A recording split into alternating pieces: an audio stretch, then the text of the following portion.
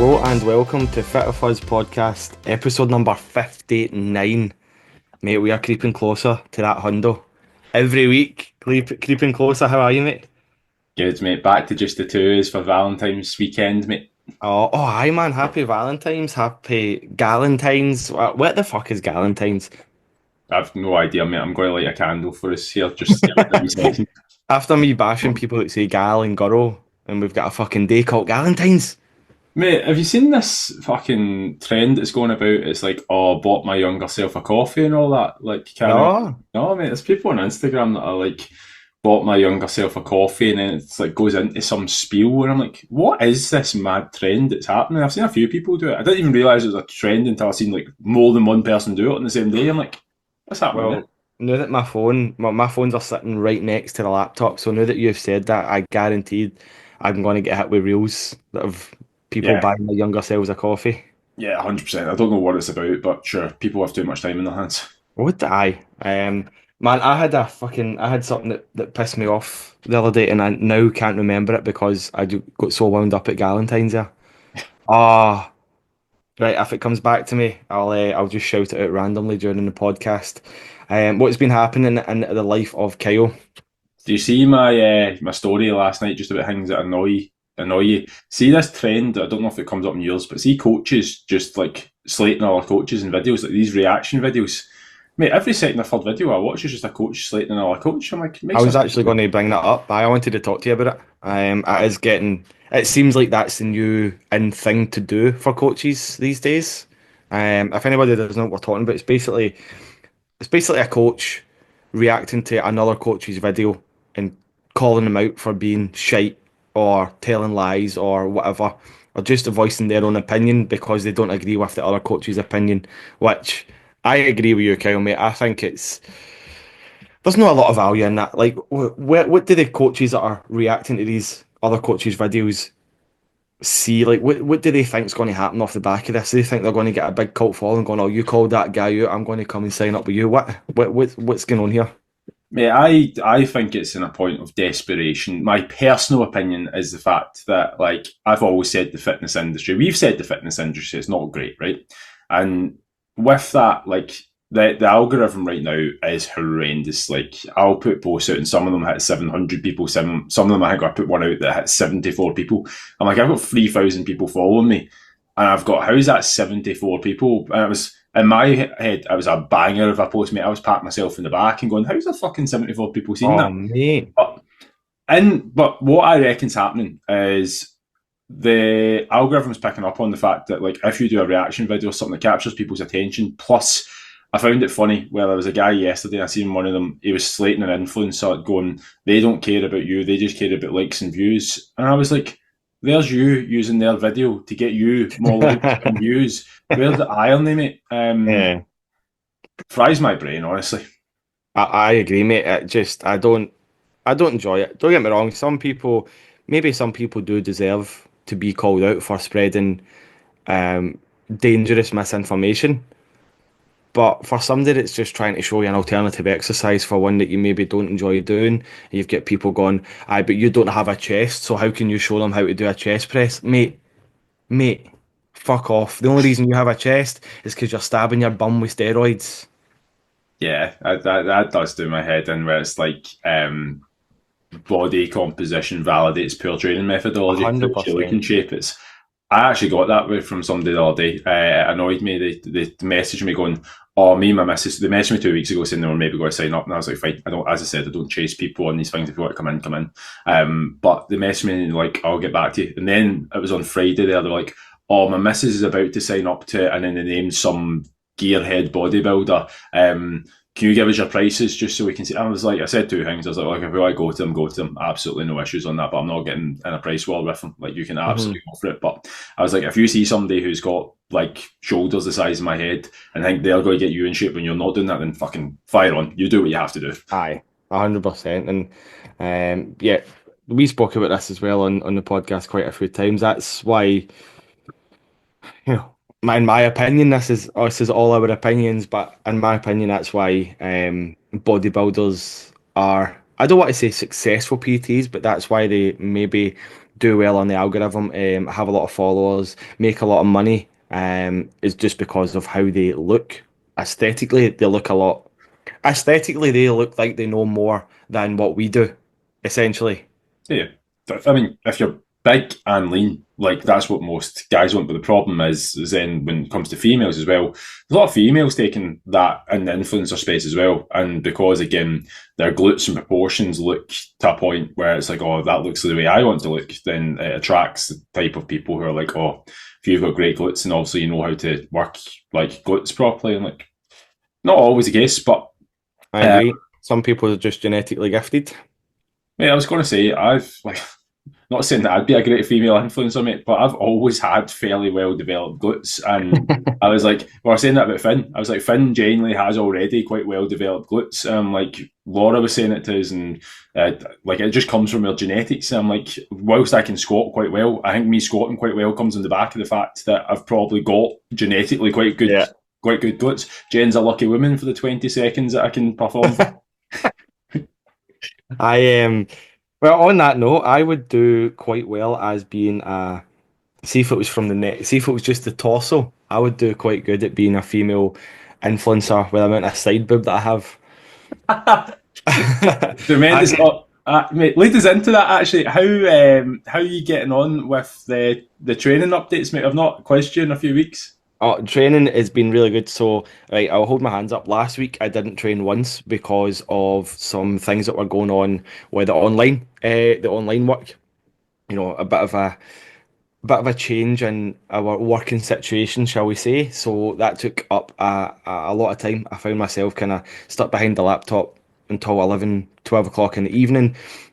So my priority last week was to get on top of my workload, because without getting on top of my workload, my stress levels were absolutely through the roof. However, I have trained 3 times this week. I do plan on training once over the weekend as well. So by the time the podcast comes out, it will be 4 times. But I feel absolutely fantastic. See how amazing training makes you feel. No matter how stressed you are, no matter how worked up you are, see just letting off some steam by doing some heavy fucking squats, some heavy fucking deadlifting, some heavy bench pressing. It just makes me feel amazing. But the DOMs that I've got off the back of it by taking that week off have been wild. But the diet's going well. I've had 2 people complimenting me. Commenting on my noticeable weight loss, shall we say? As a compliment, take the compliment. However, all of that went on last night because me and Rachel got a curry for Valentine's Day, and it was a big, dirty, greasy, oily Indian curry. It was fantastic. Mate, I was going to ask, is that where your dodgy bowel movements came from this morning? It was, mate. Yeah. Yes, it was. I didn't want to share that on the podcast, but we're here now, so I'll share it for you, mate. Everything that went on last night came back off about 10 minutes before the podcast started. It was funny, mate, because I'm on the kind of, for the first time in fucking 10 years probably, I'm on the kind of, I don't want to say bulk, but it's the muscle building phase, to put it more kind of scientifically. But yeah, mate, I'll be honest, with everything going on, it's just been so cold downstairs that I've actually not weighed myself for a wee while, and I've been sticking to roughly the calories. A few times I've got looser because I'm just like, I've got more calories, I'll get away with it, and then realising I'm like, oh fuck, I went quite a bit over. So I mean, some days been touching 4,000 calories, some days it's like 3. But with that said, I weighed myself a few times towards the end of last week, or this week, sorry, and I was like, I'm actually lighter than what I thought, and I've got away with eating a bit more than it. So do you know what? Because in my head I would have been worse, I actually now have more of a blank. I don't know how that works psychology-wise, but like Jen was like, oh, well, we get a pizza tonight. I was like, fucking right. So instead of probably going for my normal, like, large pizza between us, I was like, 2 large pizzas, 2 sides, some cookies. We didn't even get through the full first pizza. The next day, yesterday, Jen was like, what were you going to do for dinner? I'm going to have whatever sushi or something she had in the fridge. And I was like, that's fine. I've got another pizza to eat. I'm going back to eat this. I mean, I've had a large Domino's pizza pretty much 2 nights in a row. Just fucking fantastic. Right, here's a question for you. What is your choices of pizza from Domino's? Texas barbecue, garlic dip. There's just Texas barbecue all over? Texas barbecue all over, mate. As I said, garlic dip, and then get some either chicken wings or usually Rocky gets some chicken strippers. So, mate, it's that's it. We sometimes we get two pizzas and I might get a cheeseburger pizza as well. But yeah, Nice. what about yourself? I don't know if we got Texas barbecue over here. Mate, Texas barbecue's the MVP. I don't think we've got it. I go for ranch barbecue, which is got wee bits of chicken on it, and ham and pineapple Hawaiian. Ah, mate, away. Something wrong with you. I go half and half, mate. Ranch barbecue on one side, Hawaiian on the other. Garlic dip, boom. But Yeah, your dinner. pineapple does not exist on a pizza. Yes, it It's not does. even a poll or a question, mate. It just doesn't It exist. belongs on a pizza, 100%. Have you tried it? I have, mate. I'm not going to lie. I'm not as controversial as other people are. Do you hear Rocky barking in the background there? Aye. Somebody at the door. He's just. I'm going to mute myself for a second and just grab him. Aye, that's fine. Whilst Kel's muted, I'm going to protest for pineapple on pizza. Pineapple absolutely does belong on pizza. If people say, but it's a fruit and it doesn't belong on pizza, technically tomatoes a fruit as well. That's on a pizza. A couple of things that I don't think belong in pizzas: fucking anchovies and tuna, sweet corn, olives, all get to fuck. I agree with you on the olives, mate. But I'm not going to lie. I do like anchovies and I do like them on it. Oh, you are absolutely howling a shite. How can you say to me pineapple doesn't belong in pizza and you're fucking having pizza with anchovies on Right, it? mate, I'm putting a poll on Instagram today. I'm going to put one or this or that, mate. Ham and pineapple or anchovies in a pizza. You need to choose one. Fucking bullet to your head. Easy, right? Billet to your head. Oh, here's another debate as well, right? This is. Have you got something else to say about the pizza? I was just going to say, do you know what? I see that. I see yous watching. I see yous watching people that watch this podcast. I see yous watching. It's more than just fucking my ma nowadays. So I was going to I say, know. when you're listening, stick it in the comment section. We view that stuff. Look at it. It helps Yeah. us. Go on. Here's the next one. Then this is something else that you can put on your stories. Is a korma a curry? Would you classify that as a curry? Why wouldn't it be a curry? Would be my question. In my opinion, it's not spicy. It's not spicy enough to be a curry. It's just a sauce. I know it's classed as a curry. Chicken korma is a curry, but I do not count that as a normal curry. I don't see that as a curry. I believe that every curry should have some form of spice to it, some form of fucking decent enough thickness and flavour to it. Korma is just like a runny curry sauce, coconutty sauce. I'd done my fucking Jamie from Joe Rogan here and had a research to see what actual curry consists of. And yeah, right, mate. I actually hadn't questioned what a curry is, but it's like a dish of meat, vegetables, etc., cooked in an Indian style sauce of hot tasting spices. Hot tasting spices. Come on, Right, fair enough, mate. I was going to Come on. say. 1-0, my- Gary.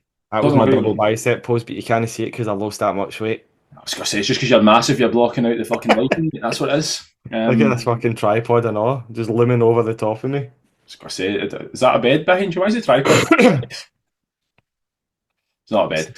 It's fair enough. There's a bed under there. All right, cool. Yeah. I was going to say boxes. Are you doing a bit of boxing lately, mate? Bit of boxing. Oh, the IKEA furniture came today, so my weekend is being spent building IKEA furniture and then hopefully getting rid of all these. Pass. I'm moving up in life. No. We have spoken about absolutely nothing fitness related. What is going on? This is just a catch-up episode. To be fair, mate, we touched on influencers. We did touch on them for a wee second Yeah. or two.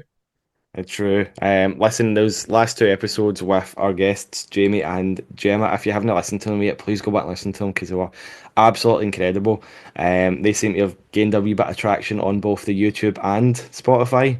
The YouTube, mate, sounding very foreign. But I was going to ask you, right, I'll ask something mindset related because in my mindset group this week, the question was posed to us what our definition of discipline is.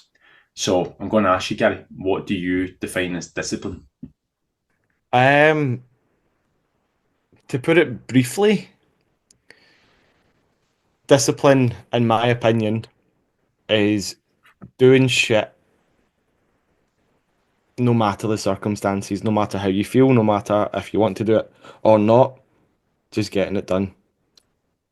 So, to be fair, mate, I would agree. I certainly 6 months or a year ago, I'd have said that's my exact definition of it, and it's only changed briefly because of the circumstance I've been through. But the question or the response to that was, well, does that then not encourage the mindset that if you don't get something done and something in life happens that forces you outside of that, does that then mean that you're the opposite? Does that mean that you're lazy? Does that mean that you're not disciplined? And I was like, go on, Well, I can see the point in that question, but I don't believe all undisciplined people are lazy. go further. I mean, there's times in my life when I've been undisciplined, but I certainly don't class myself as lazy. Look at me last week. I was undisciplined when it came to exercising and training. However, I was up late in the evening, working, making sure that I was getting on top of my workload, making sure Belle was looked after, making sure Rachel was okay. Does that make me a lazy person just because I was undisciplined with the gym? No, I would agree with you, mate. You know what I mean? So context is key when you're context is very key when you're asking questions like that, because you're right. Like people could come in with that sort of mindset.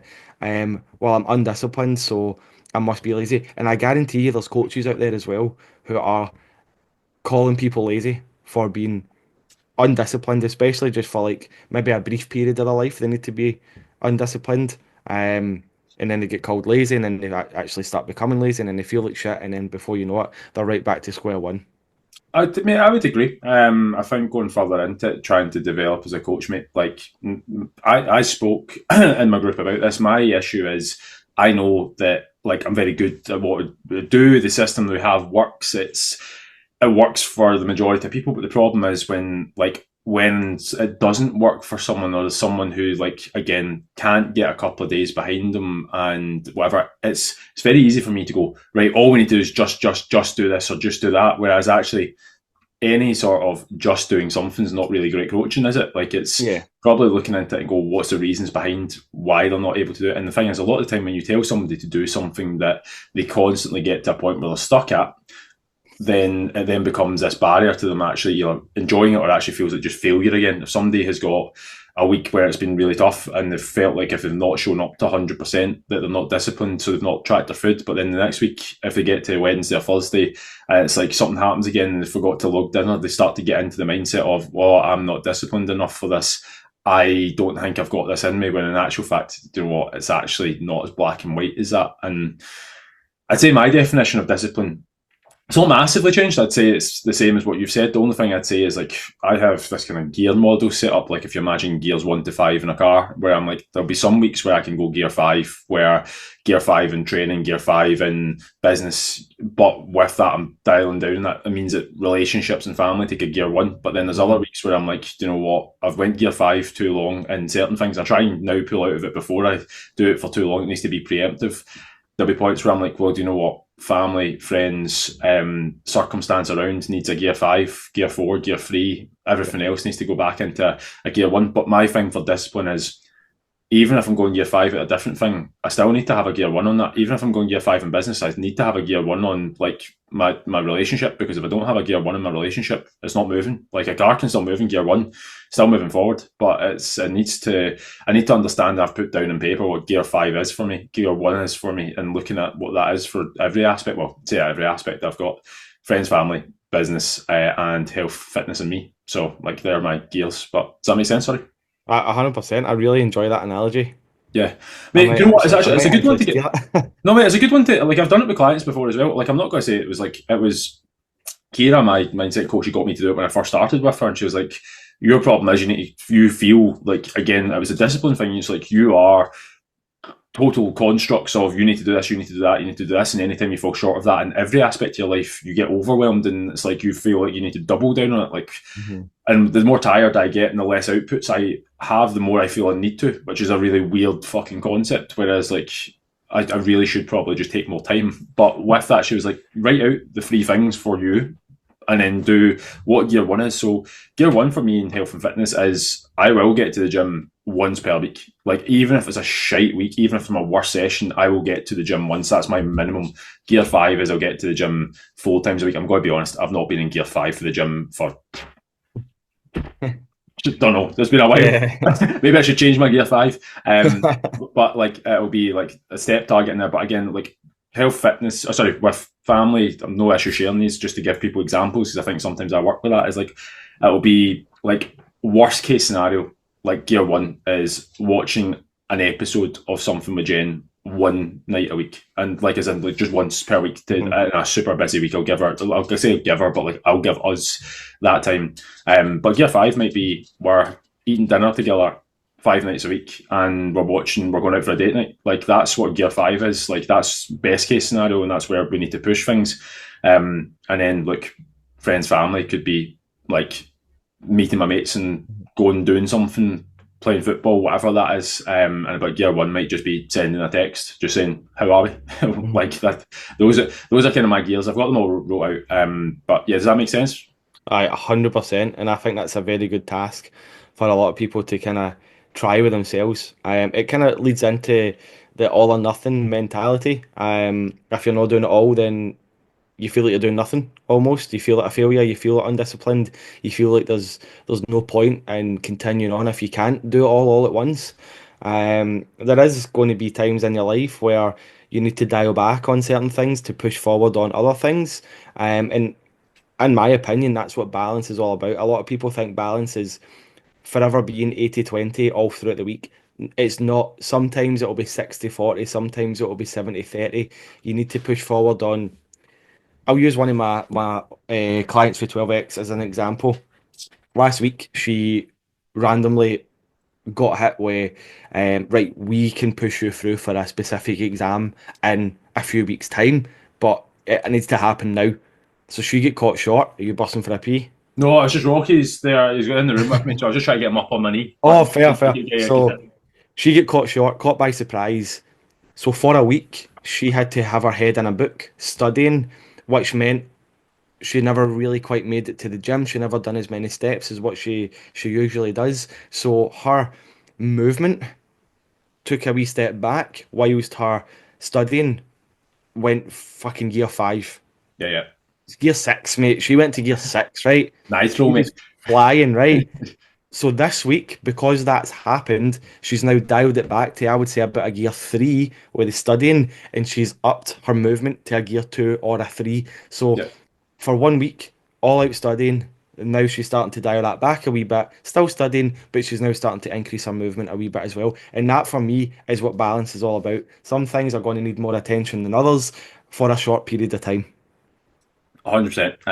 Again, I think that's why it's so good, and you straight away transitioned that into somebody that you know and can use as a working model. There, I Mhm. think it works quite well for most people. I'd very much look at it and understand that like the premise behind it is just as Gary said. Like you are going to have periods, and it's silly to think that you're going to have 10 out of 10 weeks. With every aspect of your life all the time. There are going to be 1 out of 10 weeks, and there's going to be 10 out of 10 weeks. I always use the analogy: if you had 52 weeks of the year and you looked at them, and like if you had an average of a 6 out of 10 for every week, you're still moving forward. Like you're Oh, still 100% moving forward. 100%. And it's funny because when I spoke to her about when she'd done her check-in and stuff, and she was very apologetic, and she was like, "I'm sorry, blah blah blah." And I'm like, "No, no, no." I was like, "That was necessary. Like you had to do that in that moment. You thought on your feet." Yes, there was an element of stress and panic involved as well. And I basically said to her what I've just said to use there. Like sometimes your effort will need to go elsewhere for Yep. a short period of time. And that actually took her by surprise because she's had coaches in the past, and this leads into the discipline thing as well that you're talking about. She's had coaches in the past where if they haven't been disciplined and they haven't been on it week after week, then essentially they're failing. So she said to me, it's surprising that it's been accepted for what it is and explained to me from a different point of view rather than it being you've let yourself down this week. You should have got to the gym, you should have done X, you should have done Y, and you should have done Z. People often like this is what annoys me about like again some fitness coaches, and also part of the reason I think the standard of fitness coaching is quite poor. What annoys me is when coaches then use that, and it just makes people feel worse. I think people are Mhm. all too aware of the fact that the things that they should be doing, if anything, people are hypercritical on themselves. I have a client at the moment who I'm sure he'll have no issue with me sharing it. I'm not going to name who he is, but he lost quite a significant amount of weight, had a moment in life, like had a really poor relationship with food, came into the process saying that.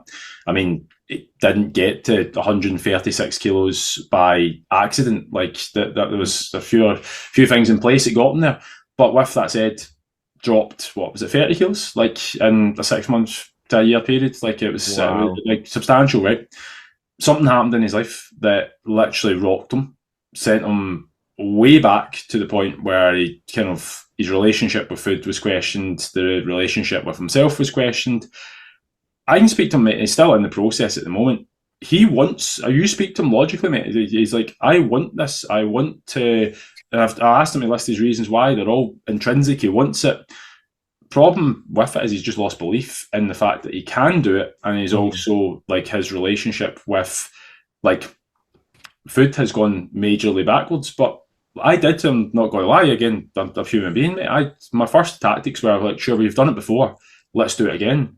Probably not understanding at the time, circumstances have Yeah. completely changed, but I was wondering why. I'm like, why are we getting to the point? I called him out for lying in his food diary as well, because I'm like, it's fucking no chance you're logging the calories you are and putting on weight. There's something missing here. Turns out, mate, it's just the fact is like he's having foods in the background, but he's ashamed of having the foods, so he doesn't want to log the foods. Because he's Yeah. ashamed of it, but it's just making him feel terrible about the process he once enjoyed. But then he knows deep down. I don't need to call him out in the fact that I'm saying you shouldn't be doing that. Like it's an I easy know. thing to say you shouldn't be doing that, but instead of doing that at the moment, taking food tracking completely out of it, which again is a little bit of a any coach would be like, oh, you need to track food to get in good shape. What we're actually doing is we're tracking emotions. We're looking at what you're feeling and what the outcome is. So every time that you're feeling a certain way, what is the outcome? What type of foods are you having? What do you crave and what you having? Start to identify that. He's just going to start linking up in his head that it might actually be down to, again, food's just a symptom of everything else that's happening, and we can start to kind of piece together things. But I think that's where the deeper lying coaching is, as opposed to just going, yeah, you need to count your calories.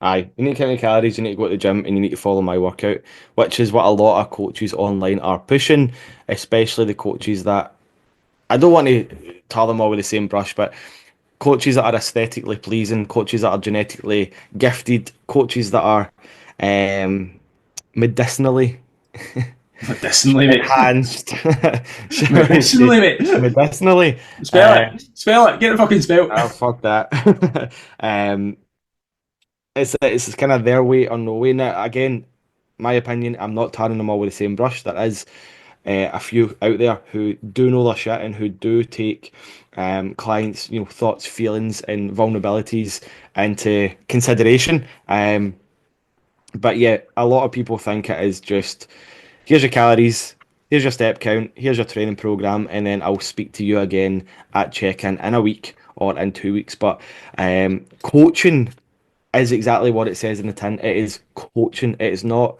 giving you a training program and then leaving you to your own devices.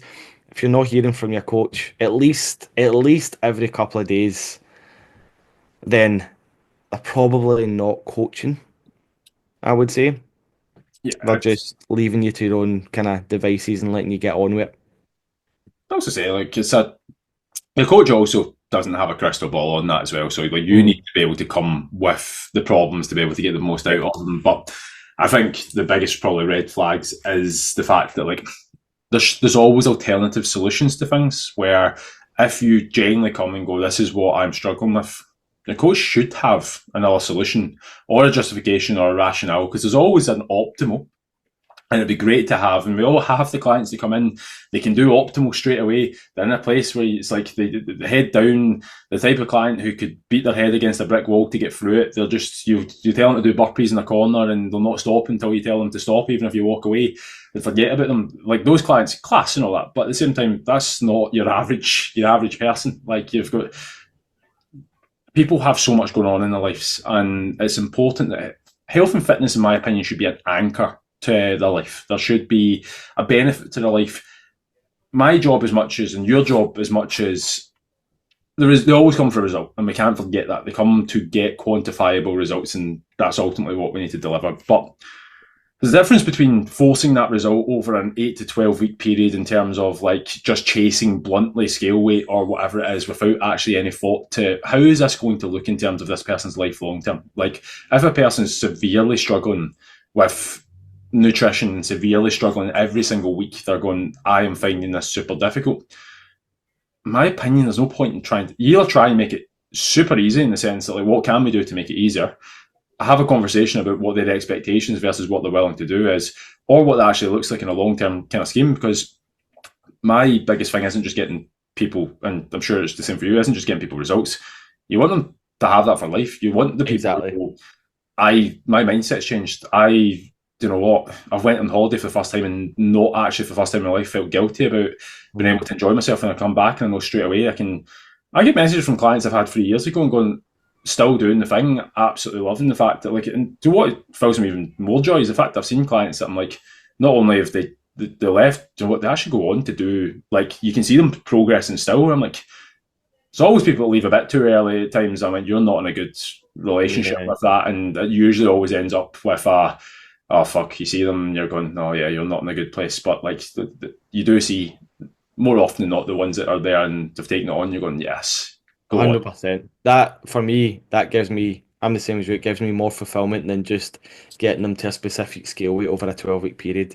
Seeing them continue the habits that we've worked very hard to build over an extended period of time and continuing on with them for the rest of your life. That is where fulfillment will come from. That is where enjoyment will come from. You don't just do a 8 to 12 week program every couple of years to get yourself back in shape. You get yourself in shape, you learn how to fucking stay in shape. Yes, there'll be times when you let yourself go slightly, like I have over Christmas, and then you pull yourself back because you have the fucking knowledge and you have the understanding on how to do so. And that is what's going to lead to very, very, very long term and longer lasting results. And I'm much, much happier, older you.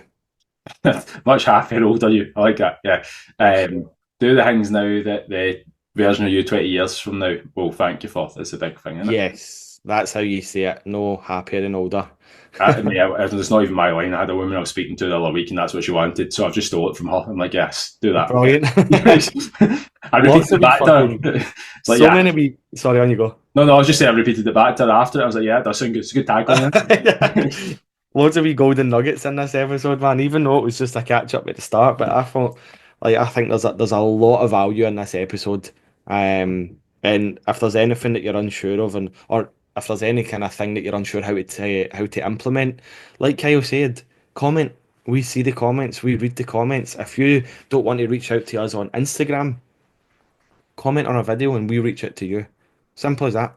Can we put a poll on YouTube? No, I don't think you can you? I don't know. I'd be keen to see what the situation is in terms of the pizza, because I'm convinced there'll be more people who are into anchovies than there are ham and pineapple. It needs to be. I'm going to put it on. I'm going to put it on today. Right, I'll do it as well. It'll probably going to make no sense to anybody until they listen to the episode, but fuck it, we'll do it. Well, I'm going to say in the story that we had a debate on Fit of Fuzz, so it'll make a wee bit more sense. But yes, anyway, we're just fucking rambling now. Shall we wrap this one up? Just a short one this week. Yes, short and quick. Gary, where can they find you? Instagram at gmac_health and fitness. Kyle, where can they find you? Instagram, Kyle_biofitness1. Excellent. Thank you, Dave and Toby, as always. See you all in the next one. Thanks, Dave and Dolly. Bye. Bye.